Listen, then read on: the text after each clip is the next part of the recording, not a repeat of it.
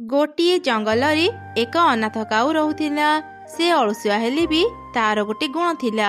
से सबु पशुपक्षी शब्द नकल करि पारुथिला।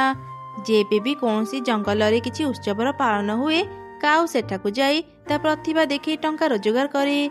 से टंका रे बेस आराम रे चली जाए। एमिति दिने चंपा नामक एक झील को बाहा हे से निज घर को आसिला। किरे काऊ ए झीलटी किए तू केबे बाहा हेलु? मिट्टू भाई मु काम रे पाख जंगल को जाइथिली। मु चंपा को सेठी देखिली। मते चंपा भल लागिबारु मु ताकू बाहा हे घर को नहीं आसिली। बाहागर एते शीघ्र हेई गला जे मु काहाकू भी खबर दे पारिलिनी। ओ अच्छा एमिति कथा। हौ तू एबे तो स्त्री को नी घर को जा। एमिति कथा हेई से माने निज निज घर को चली गले। बाहागर किछि दिन परे परे ही काऊर स्त्री काऊ पाखरी दामी दामी जिनिस आनिबा को कहूथिला। सुण आउ किछि दिन परी मो भौणीर बाहागर। तुमे मते गोटे सुनार हार आनी दियो। मु से सुना हार पिंधी मो भौणी घर को जीबी। कौन हेला सुना हार? सुना हार किनिबा पई अनेक टंका दरकार। एते टंका मु कोठु आनिबी? केमिति आनिबो से कथा तमे चिंता कर। मोर सुनाहार दरकार माने दरकार। तमे गोटे काम कर, काली जंगल भीतर को जाई गछ काट, तापर से काठ नहीं बाजार रे बिक्री कर। कौन हेला मु गछ काटिबी, किंतु आज जाई मु एते परिश्रम काम करिनी। ए सब मु केमिति करिबी? गछ न काटिले नदी रो माछ धर। बाजार रे माछरे भी भल दाम मिल जिवो। एबे आउ जंगल रे बेसी उत्सव हेउनी जे तुमे निजे प्रतिभा देखि टंका रोजगार करि परिबो। अच्छा अच्छा ठीक अछि। मु नदी रो माछ धरिबी। काठ काटिबा अपेक्षा नदी रो माछ धरिबा सहज हेबो। पर दिन सकाळु ही काऊ नदी को माछ धरिया पे गला। माछ बिक्री करी से जहाँ भी टंका पाउथिला ता स्त्री को नहीं देउथिला। ए सबु परे भी से ता स्त्री रो इच्छा पूरा करि पारु नथिला। सुन आज माछ बिक्री करी मो पई बिरयानी आनिबा। जदि न आनिबा मु तुमको घरे पसिबा को देबिनी। अच्छा अच्छा तू आउ रागनी। आज जेमिति भी हेउ मु तो पई बिरयानी आनी देबी। मु एबे जाउची। एमिति कही काऊ नदी को गला आउ माछ धरी बाजार रे नहीं बिक्री कला। से जहाँ भी टंका पाइला से टंका रे ता स्त्री पई बिरयानी नेला। एमिति दिने से ता स्त्री सांगरी जंगल रे बुलुथिला। बुलु बुलु चढ़ई सांगरी तार देखा हेला। अरे तमे माने एमिति मन दुख करी कुआड जाउच? अंकल हमर गोटे छेली को बाघ नहीं जाईची। कौन हेला? बाघ? बाघ ए जंगल को चली आसिलानी? बाघ एठाको आसीनी। आम जंगल रो शेष मुंड रे जो बड़ घास पड़िया अछि सेठाकू जाई समस्ते निज छेली मेंढा चरांती। आज जेतेबेले छेली माने घर को फेरिले मु देखिली मोर गोटे छेली नाही। बाघ ही मो छेली को नहीं जाईची। अच्छा चढ़ई भौणी बाघ जेतेबेले तुम छेली को नेउथिला तुमे कोन बाघ को देखिथिला? ना बाघ को तो देखिनी, हेले मु संदेह करूची बाघ छड़ा एमिति काम किए करिवो। एमिति कथा हेई चढ़ई ता झील को नहीं सेठारु चली गला। काऊ आउ तार स्त्री भी घर को फेरी आसिले। आरी सुन मो पाखरी गोटे उपाय अछि। तुमे जदि सेमिति करिवो अल्प परिश्रम रे अधिक टंका रोजगार करि परिबो। कौन उपाय अछि तो पाखरे? तापरी से ता योजना कथा ता स्वामी को कहिला। वाह तो बुद्धि तो बहुत भलो। मु कालीठु ही काम आरंभ करि देबी। एमिति से दिन बीतीगला। पर दिन सकाळे सब चढ़ई निज निज छेली धरी से घास पड़िया को गले। ओहो आज भारी गरम लागुची। छेली माने तो घास खाउचंती। चल आमे समस्ते गछ मुळे जाई आराम करिबा। ए कौन बाघ बोधे आसीगला। पळाओ रे पळाओ, निज जीवन बंचेई पळाओ।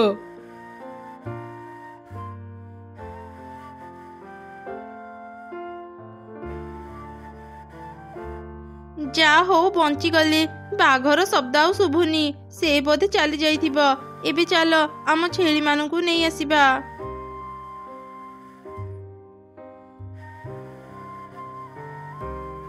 अरे मोर गोटे छेली कुआडे गला? एठी तो मो छेली घास खाउतिला। आओ मन दुख करनी मिट्टू भौणी। बाघ निश्चय तुम छेली को नहीं जाइथिबो। चल अन्य छेली मानकू नहीं आमे घर को जिबा। ତାପରେ ସବୁ ଚଢ଼େଇ ନିଜ ନିଜ ଛେଳିକୁ ଧରି ଘରକୁ ଗଲେ। ଏମିତି 2-3 ଦିନରେ ଧରି ବାଘର ଗର୍ଜନ ଶୁଭୁଥିଲା।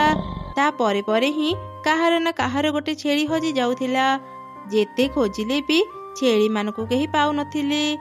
ସେପଟେ ଦିନକୁ ଦିନ କାଉମାନେ ଧନୀ ହେଇଯାଉଥିଲେ, ହେଲେ କେହି ବି କାଉକୁ କାମ କରିବାର ଦେଖୁନଥିଲେ। ଦିନେ ପାଖ ଜଙ୍ଗଲରେ ଏଇ ନିଅନ୍ତୁ ଚିଲ ଆଜ୍ଞା, ମୁଁ ଆଜି ବି ଗୋଟେ ଛେଳି ନେଇ ଆସିଛି। ଆରେ ବାଃ କାଉ, ତୁ ଆଜି ବି ଛେଳି ଆଣିଛୁ? ଆଚ୍ଛା, ପ୍ରତିଦିନ ତୁ ଏତେ ଛେଳି କୋଉଠୁ ଆଣୁଛୁ? ସେ କଥା ଜାଣିକି ତୁମେ କ'ଣ କରିବ? ତୁମେ ଛେଳି କିଣିବ କି ନାହିଁ କହିଲ, ନହେଲେ ମୁଁ ଅନ୍ୟ ଦୋକାନକୁ ଯିବି। ଆରେ ନା ନା, ତୁ ଆଉ କୁଆଡ଼େ କାହିଁକି ଯିବୁ? ମୁଁ ତ ଛେଳି କିଣିବି। ଏଇ ନେ ଟଙ୍କା। ଏମିତି କାଉ ଚିଲ ପାଖରେ ଛେଳି ବିକ୍ରି କରି ସେ ଟଙ୍କାରେ ତା ସ୍ତ୍ରୀକୁ ଗୋଟେ ସୁନାହାର ନେଇଦେଲା। ବା ବା ବା, ଆଜି ତ ବୁଦ୍ଧି ପାଇଁ ଆମେ ଏତେ ଧନୀ ହେଇପାରିଲେ। ସମସ୍ତେ ଭାବୁଛନ୍ତି ବାଘ ତାଙ୍କ ଛେଳିକୁ ନେଉଛି, ହେଲେ ପ୍ରକୃତରେ ମୁଁ ବାଘ ଶବ୍ଦ ବାହାର କରି ତାଙ୍କ ଛେଳି ଚୋରି କରି ନେଇ ବିକ୍ରି କରୁଛି। ସେଇ ଛେଳି ବିକା ଟଙ୍କାରେ ହିଁ ମୁଁ ଆଜି ତୋ ପାଇଁ ଗୋଟେ ସୁନାହାର କିଣିପାରିଲି। ହଁ, ଏମିତି ଯଦି ସବୁଦିନ ମୋ କଥା ମାନିବ, ତମେ ଖୁବ୍ ଶୀଘ୍ର ଆହୁରି ଧନୀ ହେଇଯିବ। ଆରେ ଚଢ଼େଇ, ମୋ ଜାଣିବାରେ କାଉ ତ କିଛି ବି କାମ କରୁନି, ତାହେଲେ ସେ ଏତେ ଧନୀ କେମିତି ହେଉଛି? ହଁ, ମୁଁ ବି କାଉକୁ କାମ କରିବାର କେବେ ଦେଖିନି। ଆମ ଛେଳିମାନଙ୍କୁ ପ୍ରତିଦିନ ବାଘ ନେଇଯାଏ, ହେଲେ ଆଜି ଯାଏଁ ଆମେ ବାଘର ପାଦ ଚିହ୍ନ କି ବାଘକୁ ଆଖପାଖରେ ବି ଦେଖି ନାହାନ୍ତି। ହଁ ଠିକ୍ କଥା, କାଉ ସବୁ ପଶୁ ପକ୍ଷୀଙ୍କ ଶବ୍ଦ ନକଲ କରିପାରେ। ଏ ସବୁ ଚୋରି ପଛରେ କାଉର ହାତ ନାହିଁ ତ? ମୋର ବି କାଉ ଉପରେ ସନ୍ଦେହ ହେଉଛି। ବିନା ପ୍ରମାଣରେ ଆମେ ତାର କିଛି ବି କରିପାରିବାନି। ସତ କଥା ଜାଣିବା ପାଇଁ ଚାଲ ଏବେ ହିଁ ଆମେ ଛେଳିମାନଙ୍କୁ ନେଇ ସେ ଖୋଲା ଘାସ ପଡ଼ିଆକୁ ଯିବା। ତାପରେ ସବୁ ଚଢ଼େଇ ନିଜ ନିଜ ଛେଳି ଧରି ସେ ଘାସ ପଡ଼ିଆକୁ ଗଲେ, ଆଉ ଛେଳିମାନଙ୍କୁ ଛାଡ଼ି ସେଠି ଲୁଚି ରହିଲେ। ଯେତେବେଳେ କାଉ ଛେଳି ଚୋରି କରିବାକୁ ଆସିଲା, ସମସ୍ତେ ସେଠାକୁ ଚାଲି ଆସିଲେ। ମାର ମାର ଏ ଚୋରକୁ। ଏତେ ଦିନ ତାହେଲେ ତୁ ବାଘର ଶବ୍ଦ କରି ଆମ ଛେଳି ଚୋରି କରୁଥିଲୁ? ଏଇ ଚୋରକୁ ଉଚିତ ଶିକ୍ଷା ଦେବା। ତା ମୁହଁରେ ଚୂନକାଳି ବୋଳି ବେକରେ ଜୋତା ମାଳ ପକାଅ, ଆଉ ତାକୁ ପୁରା ଜଙ୍ଗଲରେ ବୁଲାଅ। ସବୁ ଚଢ଼େଇ କାଉ ମୁହଁରେ ଚୂନକାଳି ବୋଳି ତାକୁ ଜୋତାର ମାଳ ପିନ୍ଧେଇଲେ, ଆଉ ସେମାନେ ତାକୁ ଜଙ୍ଗଲରେ ବୁଲେଇଲେ। ଏ କ'ଣ, ତୁମର ଏମିତି ଅବସ୍ଥା କିଏ କଲା? ସବୁ ତୋରି ପାଇଁ ହେଇଛି। ତୋ ବୁଦ୍ଧିରେ ପଡ଼ି ମୁଁ ଯଦି ଛେଳି ଚୋରି କରିନଥାନ୍ତି, ଆଜି ମୋର ଏ ଅବସ୍ଥା ହେଇନଥାନ୍ତା। ଆଚ୍ଛା, ଏ ସବୁ ବୁଦ୍ଧି ତାହେଲେ ଚମ୍ପାର? ଆରେ ଦେଖୁଛ କ'ଣ, ୟା ବେକରେ ବି ଜୋତାମାଳ ପକାଅ। ସବୁ ଚଢ଼େଇ ମିଶି ଚମ୍ପା କାଉକୁ ବି ଜୋତାମାଳ ପିନ୍ଧେଇଲେ।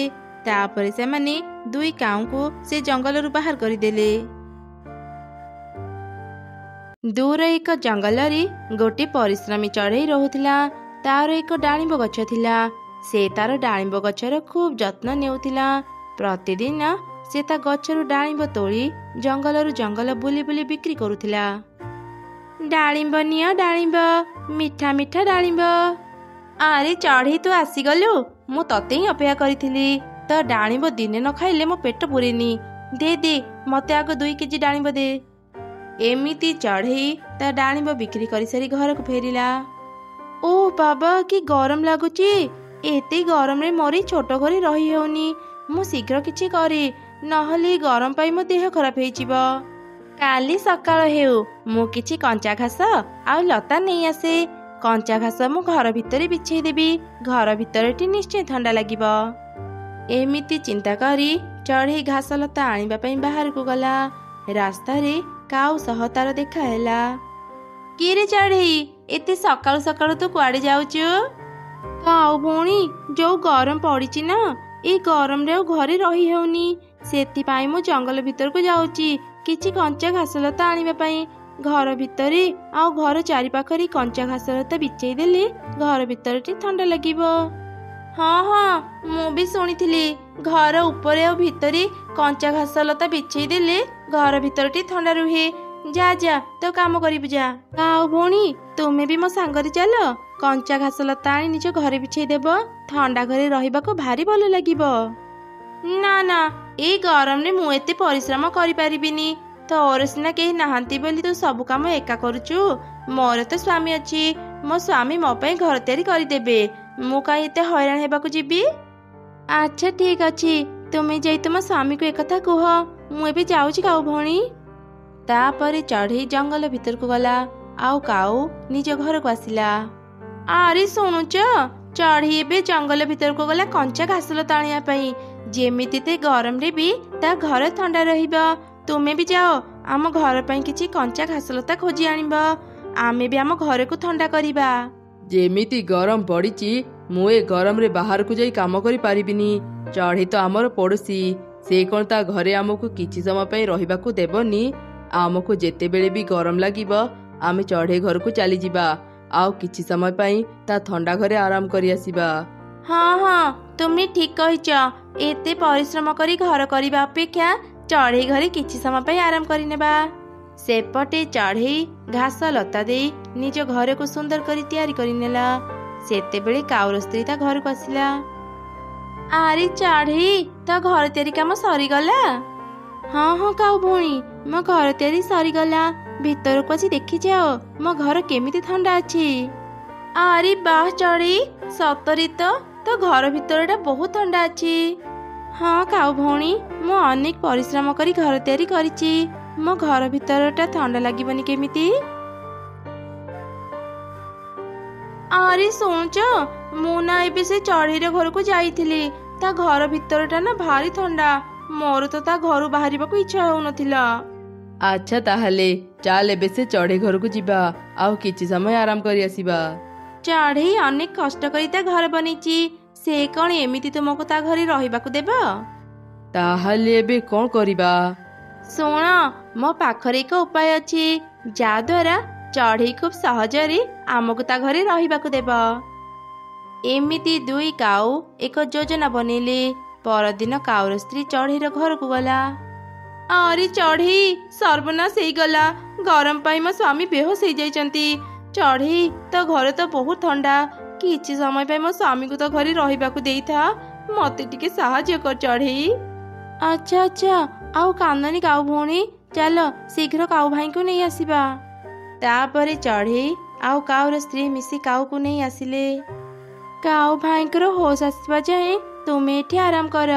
ତୁମେ ତ ଦେଖୁଛ କାଉ ଭଉଣୀ, ମୋ ଘର ବହୁତ ଛୋଟ, ଏଠି 3 ଜଣ ରହିପାରିବାନି। କାଉ ଭାଇଙ୍କର ହୋସ ଆସିଲା ପରେ ତୁମେ ନିଜ ଘରକୁ ଚାଲିଯିବ। ହଁ ହଁ ଚଢ଼େଇ, ମୋ ସ୍ୱାମୀଙ୍କର ହୋସ ଆସିଲା ପରେ ଆମେ ତ ଘରୁ ଚାଲିଯିବୁ। ଏମିତି ସେ ରାତି ବିତିଗଲା। ସକାଳ ହେଲା ପରେ ଚଢ଼େଇ ଦୁଇ କାଉଙ୍କୁ ଉଠେଇଲା। କାଉ ଭାଇ, ଏବେ ତୁମ ଦେହ କେମିତି? ମୁଁ ଏବେ କାମକୁ ଯାଇଥାନ୍ତି, ତୁମେ ମାନେ ବି ନିଜ ଘରକୁ ଯାଅ। ଆରେ ଚଢ଼େଇ, ଏବେ ମତେ ଭଲ ଲାଗୁଛି ଯେ, ହେଲେ ମୁଁ ପୁରାପୁରି ଭଲ ହେଇନି। ମତେ ଆଉ ଟିକେ ଶୋଇବାକୁ ଦେ, ମୁଁ ଭଲ ହେଇଯିବି। ତୁ କାମକୁ ଯା, ଆମେ ଶୋଇକି ଉଠିଲେ ତ ଘରୁ ଚାଲିଯିବୁ। ଆଚ୍ଛା ଠିକ ଅଛି, ମୁଁ ଏବେ ବାହାରକୁ ଯାଉଛି। ଏମିତି କହି ଚଢ଼େଇ ନିଜ ଡାଳିମ୍ବ ଝୋଳି ନେଇ ବଜାରକୁ ଗଲା। ଅନେକ ସମୟ ବିତିଗଲା, ତଥାପି କାଉମାନଙ୍କର ନିଦ ଭାଙ୍ଗିଲାନି। ହଠାତ୍ କାଉର ନିଦ ଭାଙ୍ଗିଗଲା। ସେ ଦେଖିଲା ସନ୍ଧ୍ୟା ହେଇଗଲାଣି। ଆରେ ଏଯାଏଁ ତ ନିଦ ଭାଙ୍ଗିନି, ସନ୍ଧ୍ୟା ହେଇଗଲାଣି। ଚଢ଼େଇ ଆସିବା ପୂର୍ବରୁ ଚାଲ ତା ଘରୁ ଚାଲିଯିବା। କ'ଣ କହିଲ? ସନ୍ଧ୍ୟା ହେଇଗଲାଣି? ଚଢ଼େଇ ଘରେ ମୁଁ ସମୟ ଟିକେ ବି ଜାଣିପାରୁନି। ଏଇ ଘର ଯଦି ଆମର ହେଇଥାନ୍ତା କେତେ ଭଲ ହେଇଥାନ୍ତା ନା? ଏମିତି ଘର କରିବା ପାଇଁ ଅନେକ ପରିଶ୍ରମ କରିବାକୁ ପଡ଼େ। ହଉ ଛାଡ଼ ସେ କଥା, ଚାଲ ଏବେ ଘରକୁ ଯିବା। କ'ଣ ଖାଲି ଯିବା ଯିବା ହଉଛ? ଆମେ କ'ଣ ଚାଲିଯିବା ପାଇଁ ଚଢ଼େଇ ଘରକୁ ଆସିଛେ? ମାନେ ତୁ କ'ଣ କରିବାକୁ ଚାହୁଁଛୁ? ଆଉ କିଛି ସମୟ ଅପେକ୍ଷା କର, ତୁମେ ସବୁ ଜାଣିପାରିବ।